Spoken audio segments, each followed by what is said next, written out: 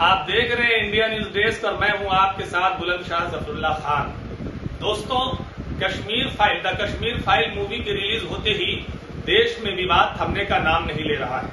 जितने लोग सिनेमा घरों में जाकर इस फिल्म को देख रहे हैं, तो बाहर फिल्म देखने के बाद जब निकल रहे हैं तो एक अजीब सी उलझन, एक अजीब सी मानसिकता और एक धर्म विशेष, वर्ग विशेष के खिलाफ अपने सीनों में क्रोध, हिंसा, नफरत की मिली जुली चिंगारियां लेकर वापस आ रहे हैं। जी हाँ दोस्तों, आपने सही सुना। वो इसलिए कि कश्मीर फाइल्स फिल्म बनाने का कोई न कोई मिशन, विजन और मकसद था, जिस मकसद में ये कामयाब होते हुए नजर आ रहे हैं। जी हाँ दोस्तों, आखिर कश्मीर फाइल्स के फिल्म बनाने का मकसद क्या था? क्या इसका मकसद ये था कि वहां से पलायन किए हुए जो 4 लाख पंडित हैं, क्या उन्हें दोबारा उनके घर तक पहुंचाया जाएगा? इसी नेक और सच्चे मकसद और मन के साथ क्या ये फिल्म बनाई गई? तो ये अगर आप सोच रहे हैं तो बिल्कुल आप गलत हैं, बिल्कुल आप भ्रमित हैं और आप भ्रम में, गलतफहमी में जी रहे हैं। जी हाँ दोस्तों, इस फिल्म के निर्देशक विवेक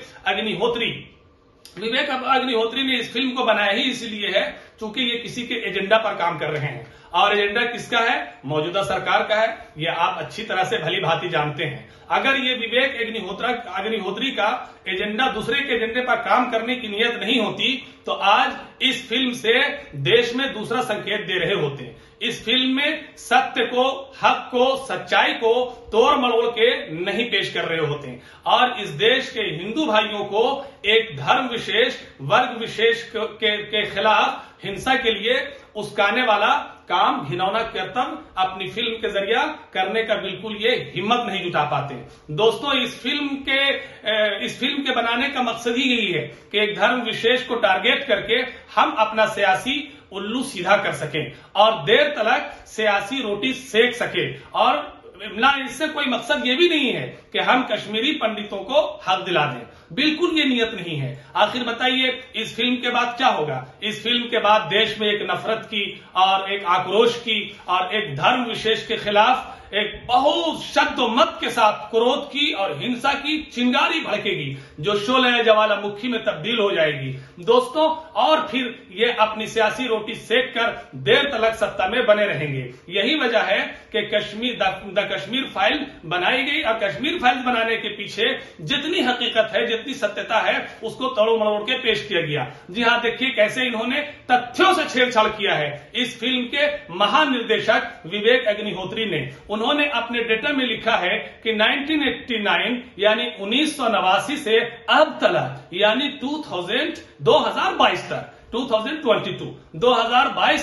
तकरीबन 4000 पंडितों की जान चली गई है, यानी उनकी हत्याएं कर दी गई हैं या उन्हें कत्ल कर दिया गया है, जबकि हकीकत और तथ्य इसके बिल्कुल विपरीत है। दोस्तों, मैं आपको बताना चाहता हूं कि कश्मीरी पंडित संघर्ष समिति है जो कश्मीरी पंडितों की न्याय की लड़ाई तब से अब तक लड़ती आ रही है। इन्होंने अपनी रिपोर्ट में अब तक 650 कश्मीरी पंडितों के मरने की बात कही है। वहीं द टाइम्स ऑफ इंडिया जैसे मोतबर और मकबूल न्यूज़पेपर ने 600 कश्मीरियों के मरने की बात कही है। वहीं केंद्रीय गृह मंत्रालय, जिन्हें हम होम मिनिस्ट्री कहते हैं, होम मिनिस्ट्री का जो डेटा है वो केवल 219 यानी 219 कश्मीरियों के मरने की बात कह रहे हैं। अब इसी से अंदाजा लगाइए कि आखिर इस फिल्म में चारों लोगों ने इस रिपोर्ट में, चाहे वो कश्मीरी पंडित संघर्ष समिति हो या फिर विवेक अग्निहोत्री जो इस फिल्म के महानिर्देशक हो या फिर होम मिनिस्ट्री या द टाइम्स ऑफ इंडिया, इनमें से किसी ने भी उस मुसलमानों का जिक्र नहीं किया है जो मुसलमान इस वक्त कश्मीरी पंडितों की हिमायत में, कश्मीरी पंडितों के समर्थन में, कश्मीरी पंडितों के साथ खड़े नजर आए,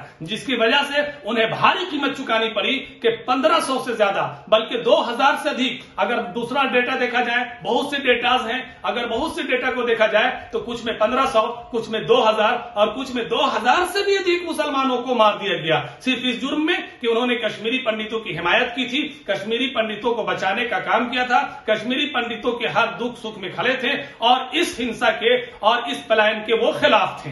लेकिन अब सोचना पड़ेगा कि ये आखिर जो कश्मीरी पंडितों का पलायन 1990 में हुआ वो किन परिस्थितियों में हुआ, सरकार किसकी थी, कौन सी कॉन्स्पिरेसीज थी और कौन लोग इसके पीछे मास्टरमाइंड थे जो ऐसा घिनौना काम कर रहे थे।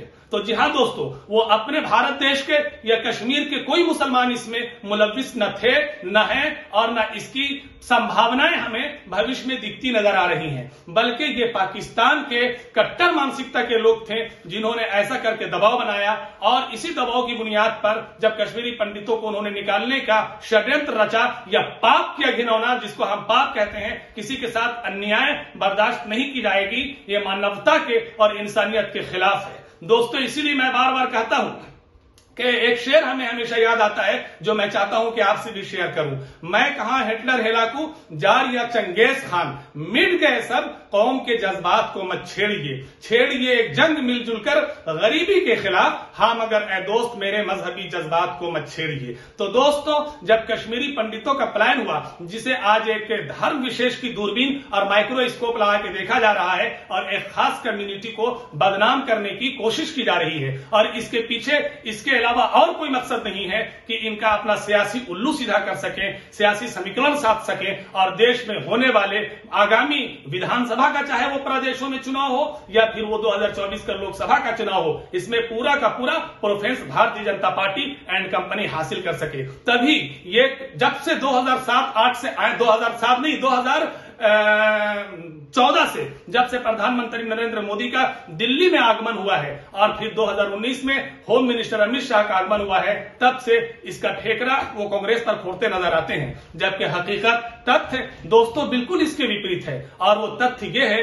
कि उस वक्त कांग्रेस की सरकार न सेंट्रल में थी, न वहां कश्मीर में कांग्रेस का कोई सरकार का एक मंत्री भी था या कांग्रेस सरकार में रही होगी। ऐसा बिल्कुल नहीं है, बल्कि देश में भारतीय जनता पार्टी के अलायंस वाली, भारतीय जनता पार्टी की समर्थन वाली सरकार जनता दल की थी, और प्रधानमंत्री विश्वनाथ प्रताप सिंह, जिन्हें हम वीपी सिंह कहते हैं, वो थे। इसी तरह कश्मीर में का भारतीय जनता पार्टी के बड़े नेता जगमोहन वहां के गवर्नर थे। उन लोगों ने इसके पीछे क्या क्या कार्रवाइयां की, क्या सरकार ने एक्शन लिया, ये सारी चीजें रिकॉर्ड में मौजूद है। लेकिन अब इसका क्या किया जाए कि ये सारी चीजों को भुला के, इतिहास से छेड़छाड़ करके, सत्य के खिलाफ होके, एक धर्म विशेष को टारगेट करके अपना सियासी उल्लू सीधा करना चाहते हैं, जिसमें ये देर तक सफल नहीं हो सकते हैं।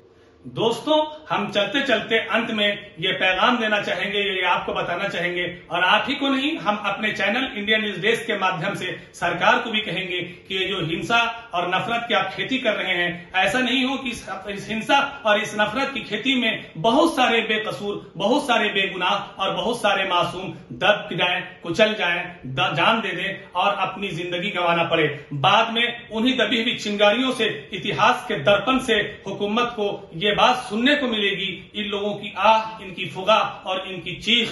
इस शेर के साथ मैं आपसे शेयर करना चाहूंगा कि जो बाद में इतिहास कहेगी कि गुस्सा उतारने के तरीके बहुत से थे, खुद को हमको मिटा के आपने अच्छा नहीं किया। तालिब थे रोशनी के तो हाजिर था मेरा घर, बस्ती जला दी आपने अच्छा नहीं किया।